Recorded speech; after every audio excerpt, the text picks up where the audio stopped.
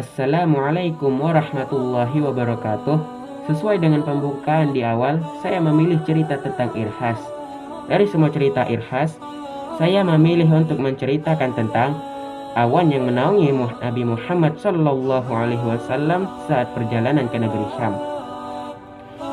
Suatu hari ketika Nabi Muhammad yang berumur 12 tahun hendak pergi dengan pamannya yaitu Abu Thalib ke negeri Syam untuk berdagang bersama para rombongan Quraisy yang lain.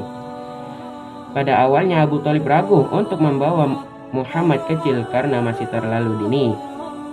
Namun ketika ia duduk sembari memikirkannya, Nabi Muhammad duduk di pangkuannya, yang membuat Abu Thalib berkata, "Wallah, aku tidak akan meninggalkanmu dan kamu harus selalu berdampingan denganku untuk selama-lamanya."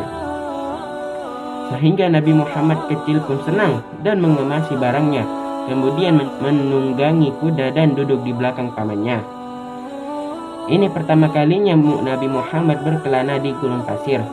Ketika kota Syam sudah di depan mata, tetapi para rombongan memilih untuk berhenti dan istirahat sejenak.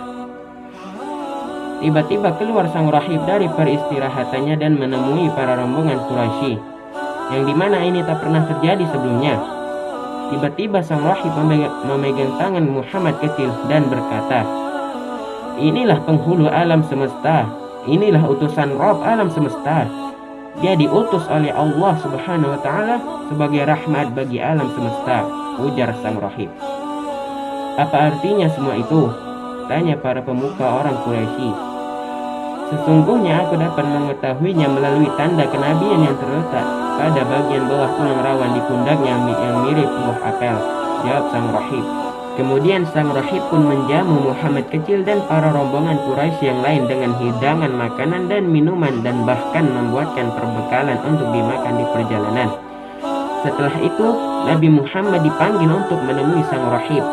Saat itu pula ketika Nabi Muhammad sedang berjalan, tiba-tiba saja awan menaungi beliau, yang membuat rahib semakin yakin atas kenabian Nabi Muhammad Shallallahu Alaihi Wasallam.